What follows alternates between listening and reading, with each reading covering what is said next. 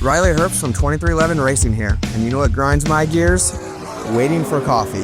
But instead of counting frappes and lattes, I fire up Chumba Casino. No apps, no fuss, just fun social casino games to pass the time.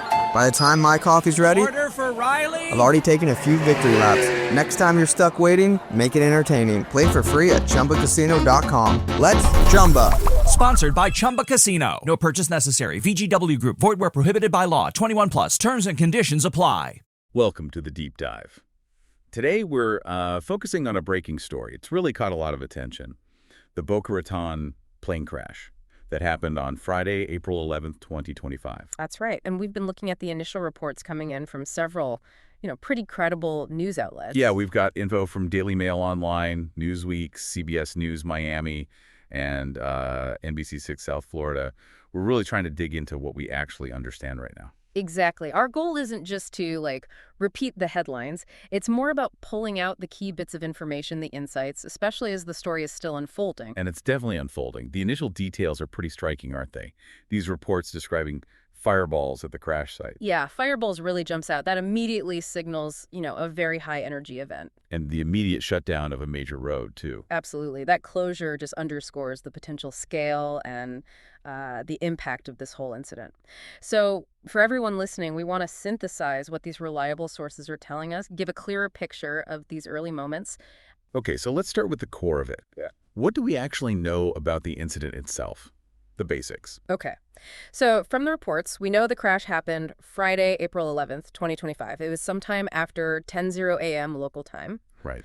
And that recurring mention across different sources of fireballs and a really substantial fire at the location, it points to something significant. And tragically, the fatalities. Yes, the initial information sadly points to at least 3 fatalities. That's just devastating news, obviously. And the location. Where exactly did this happen, and what was the immediate fallout for the area around it? So the crash took place near Boca Raton Airport. Okay, near the airport. Which, naturally brings up questions about the flight itself. Was it taking off, landing, just flying nearby? We can't really speculate yet, but the location is definitely a key piece. And a disruption. Oh, huge disruption, yeah.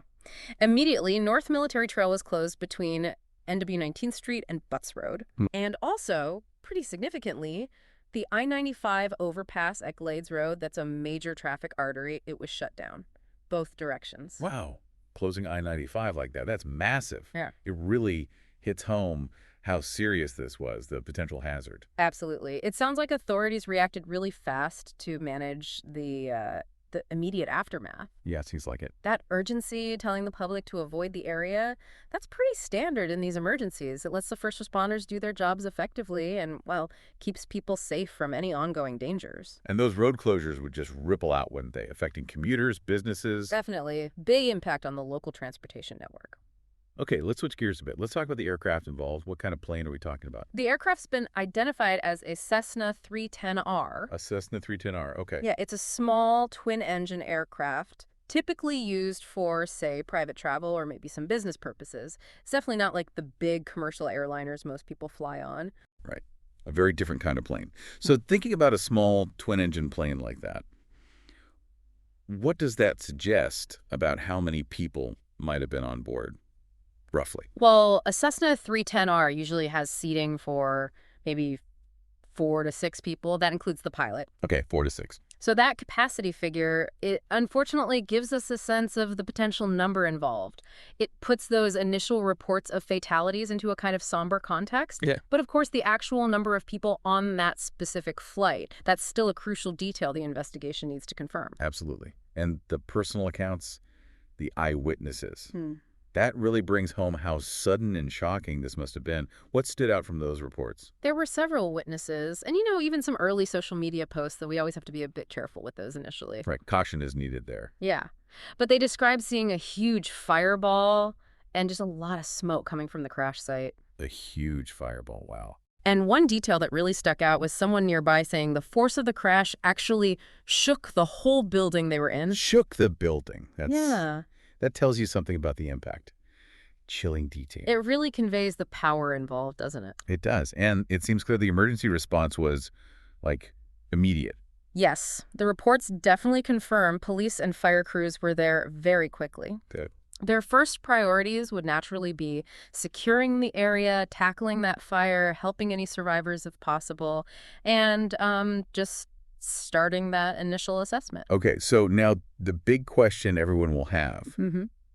What caused this? What do we know, or perhaps not know, about the investigation at this point? Right. Well, at this very early stage, the cause is officially under investigation. That's the key thing. Standard procedure, yeah. Exactly. It's a really systematic process. It'll involve, a detailed look at the wreckage itself, looking for any signs of mechanical failure, maybe structural issues. Yeah. Investigators will also be gathering data on the weather conditions around that time, reviewing the pilot's records, flight history, qualifications, and analyzing any relevant communications with air traffic control. It's methodical, takes time. It really does. And it's so important, like you said, to remember that any theories floating around right now are just speculation. Pure speculation, yeah. We absolutely need to wait for the official findings from the NTSB, most likely. Right. And as we touched on, there's still quite a few key unknowns beyond the cause itself. That's right. We're still waiting for confirmation on the exact number of people on board, their identities, obviously, and the full extent of any damage on the ground, too. All that information should become clearer as the investigation moves forward and authorities can release verified details. Precisely. It feels like a good moment to just quickly reiterate where we're getting this information.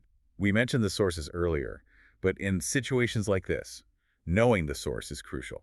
It really is. Our understanding right now is based on reporting from established news organizations, Daily Mail Online, Newsweek, the local CBS and NBC affiliates. Yeah. These outlets generally stick to journalistic principles, verification, which is so vital right after something happens. Initial reports can sometimes have small errors as things become clearer, but these are usually trusted sources for the facts. And on the flip side, there's always social media. We see a flood of information, sometimes misinformation. How should people approach that? Well, social media can be incredibly fast. You often get those firsthand accounts, images, like the eyewitness descriptions we talked about. Great. But it's essential to remember that stuff is often unverified. Sometimes it's inaccurate, sometimes even deliberately misleading. Best practice is always caution.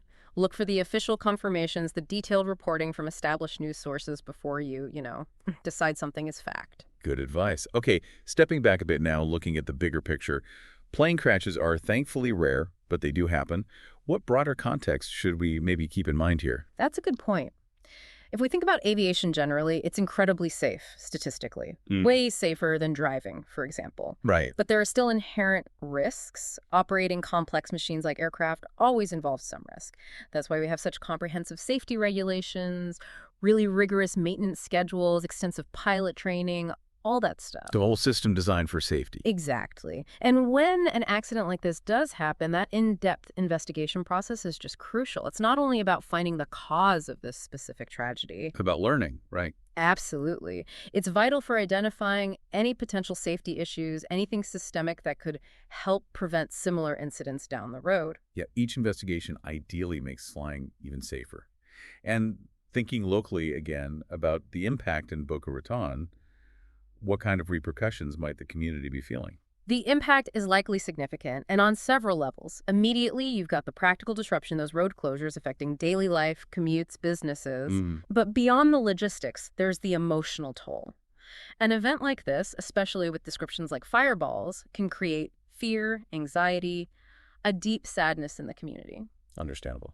And if there are confirmed local fatalities, the community will feel that grief and loss very directly.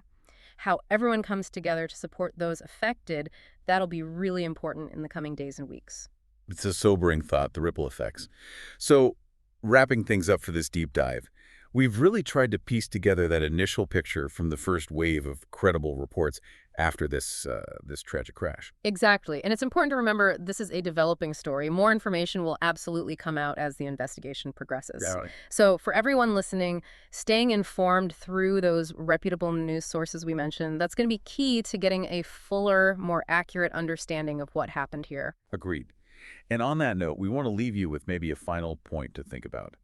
Considering the preliminary details we have, it's a Cessna 310R, a smaller twin-engine plane, and those really vivid reports of fireballs. What immediate questions does that raise for you about the possible sequence of events here, and maybe what the investigation might focus on initially? It's definitely a complex situation, lots to consider. It is. And we encourage everyone to follow the reliable reporting as this story continues to develop. Hey, it's Ryan Seacrest. Life comes at you fast, which is why it's important to find some time to relax. A little you time. Enter Chumba Casino. With no download required, you can jump on anytime, anywhere for the chance to redeem some serious prizes. So treat yourself with Chumba Casino and play over 100 online casino-style games, all for free. Go to ChumbaCasino.com to collect your free welcome bonus. Sponsored by Chumba Casino. No purchase necessary. VGW Group. Void where prohibited by law. 21 plus. Terms and conditions apply.